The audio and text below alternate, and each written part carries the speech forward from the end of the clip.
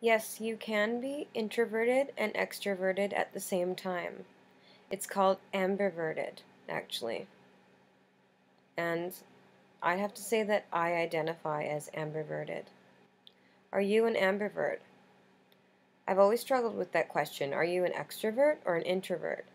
Like most people, I don't quite fit into either category. In this article and video, I want to introduce you to the concept of ambivert. Ambivert, someone who exhibits qualities of both introversion and extroversion. Extroversion and introversion describes how someone reacts to people.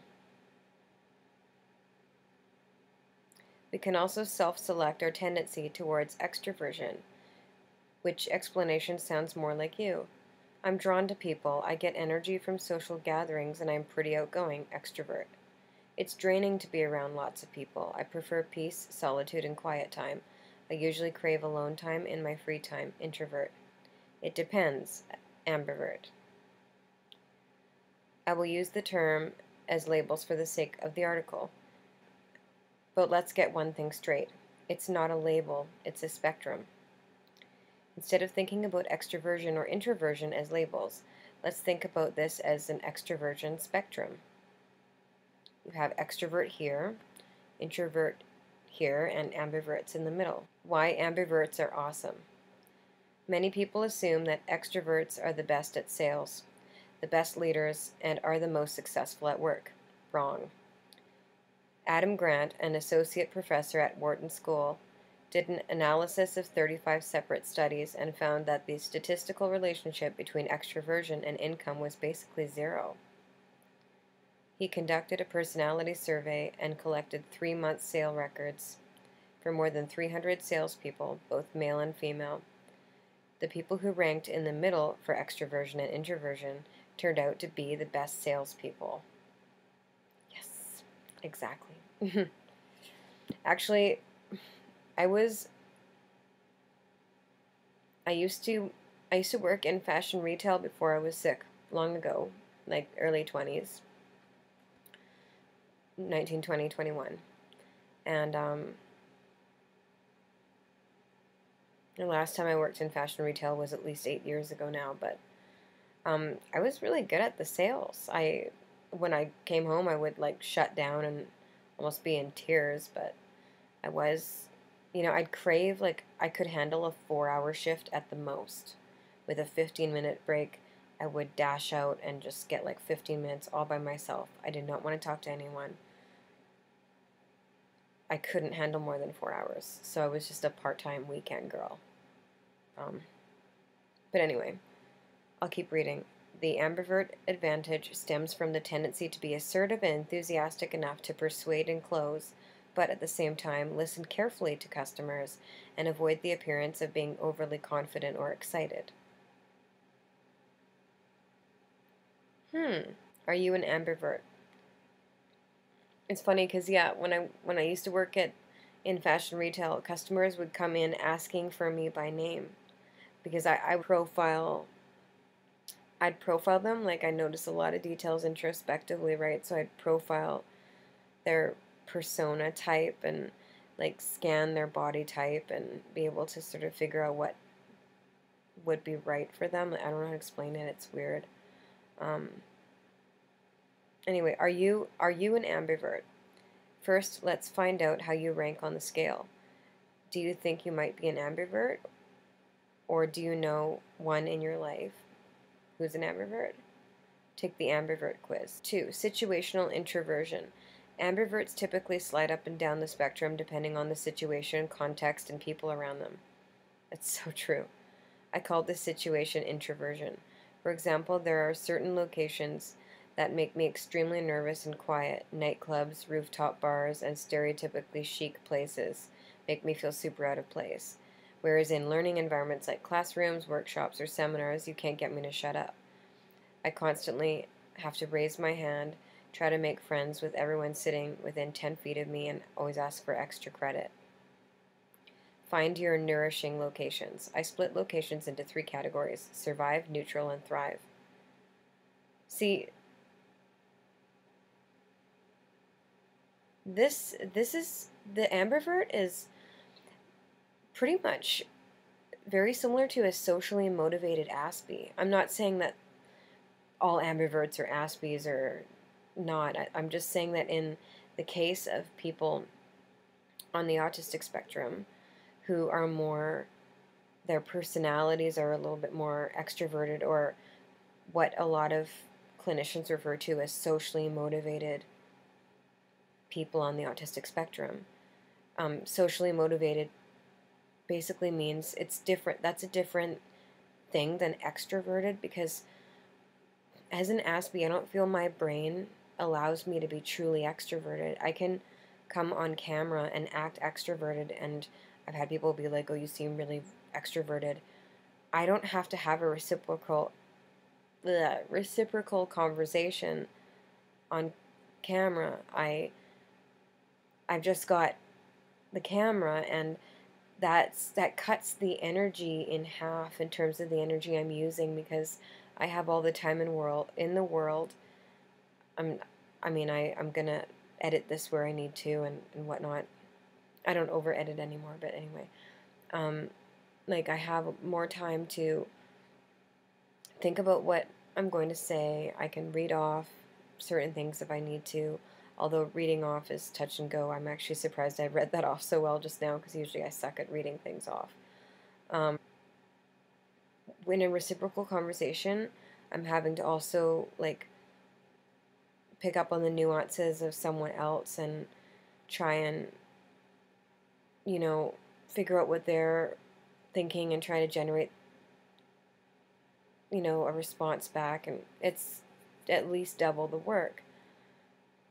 And even then, I'm not saying I don't like it. It's just, like this person, explains, in your special interest areas, that's where you're going to be more confident, and therefore the brain will have an easier time with that reciprocity, which takes us extra work. But as you know, Aspies can become good at something they're highly interested in, and that includes sociability.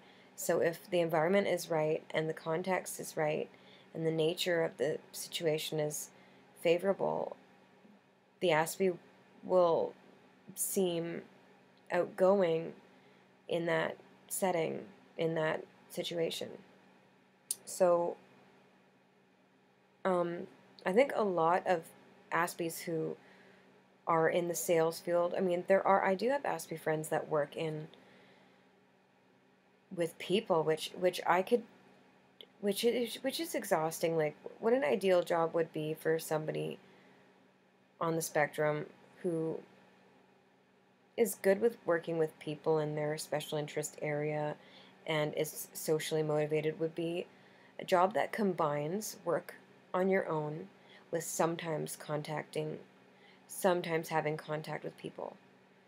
A job for any Aspie, even one who's socially motivated, that requires constant social interaction, like constant nonstop, it's entirely comprised of social interaction, that could almost lead to a burnout. That's what I'd worry about. I had to quit jobs like that. I honestly did, even though I sometimes had fun in them and I was good at them. I'd also have, like, colitis attacks and fibro flares and headaches, and want to crack open a bottle of wine, which is really bad for me.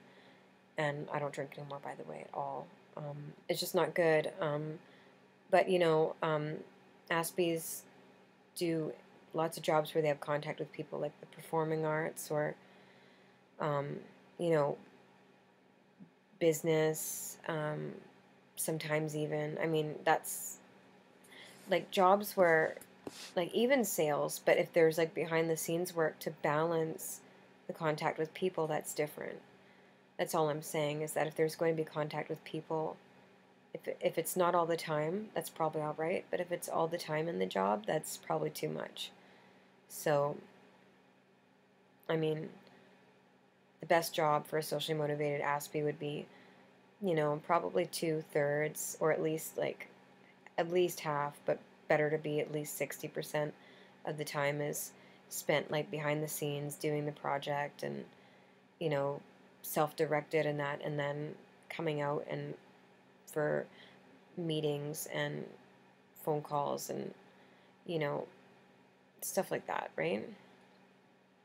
A good job for Aspie, what might be like, for example, if you were a herbalist or a naturopath or something like that, where you met with the client and helped them, collected information and, about their lifestyle and their needs and their health history. And then you got to go and take all that info and do all the behind the scenes stuff and research, and then come back and present the person with their plan and your findings. That's a good, balance of both the social piece and the behind the scenes introspective piece.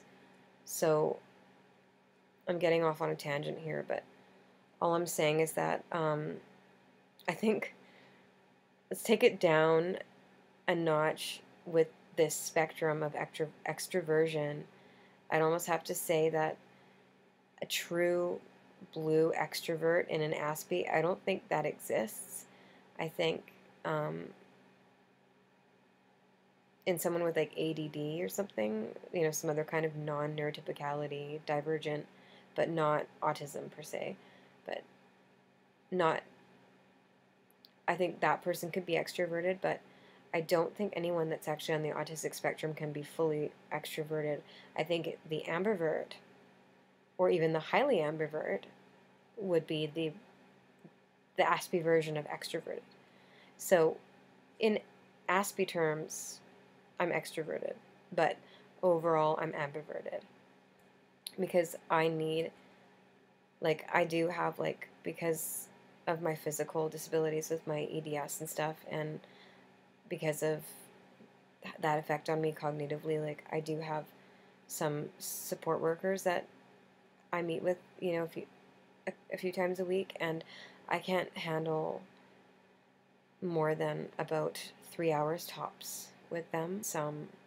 I just my brain starts to get squirrely. I start repeating myself and feeling like I'm gonna burn out.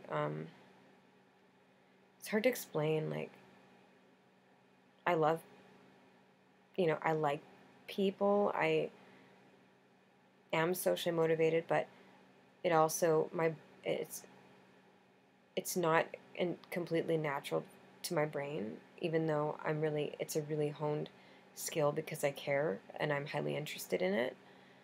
It's still hard for my brain, especially now that I'm sick. So I prefer to do this from behind a camera, as 80% of the time. I'd have to say that,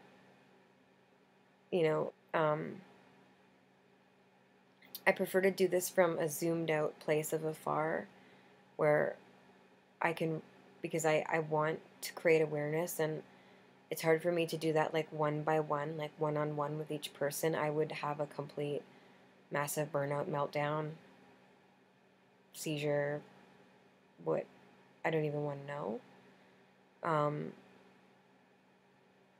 But I'm still socially motivated, and so I guess for an Aspie, I'm extroverted. But it's really difficult because people just assume that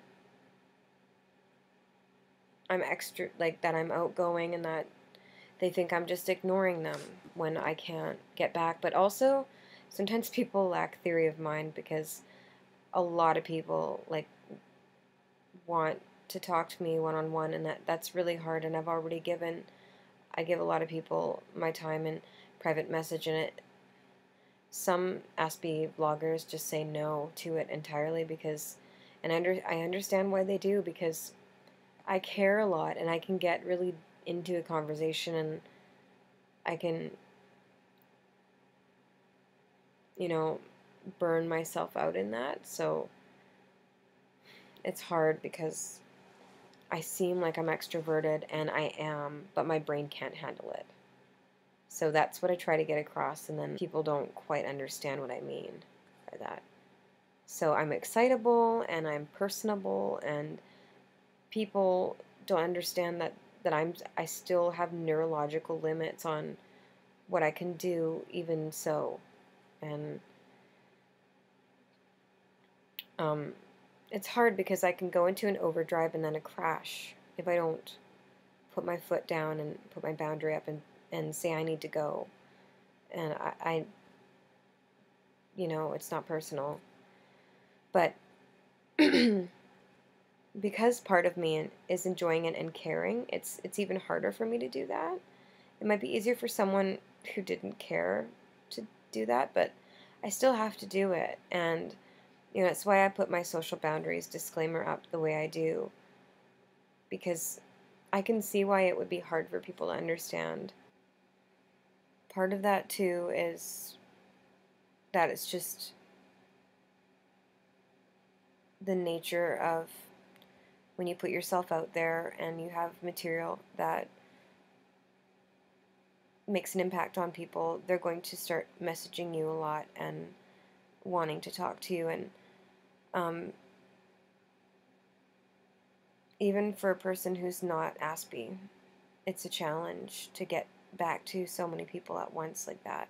So you can imagine how much harder it is for an Aspie who isn't very good at multitasking or doing something brief and then going on to the next. Like, cognitively, we have a harder time with all of that. So it's double hard for us.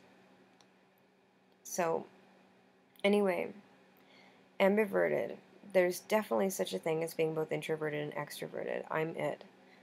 I mean, I have full-on shutdown. When I've done too much talking and done too much stuff, I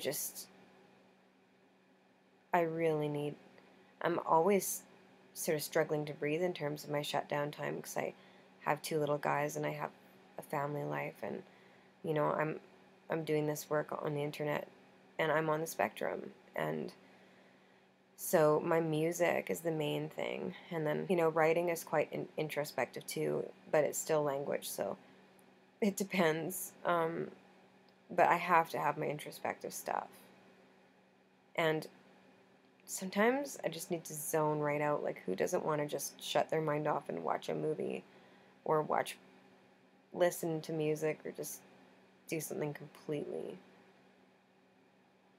mindless? We all need to recharge, Aspie or not, but for Aspies it's vital. Otherwise, if we can't, it actually hurts our endocrine systems, our pituitary, hypothalamic, adrenal axis, our chemicals. Our brains cannot handle too much language and feelings and energies. We feel things triple fold.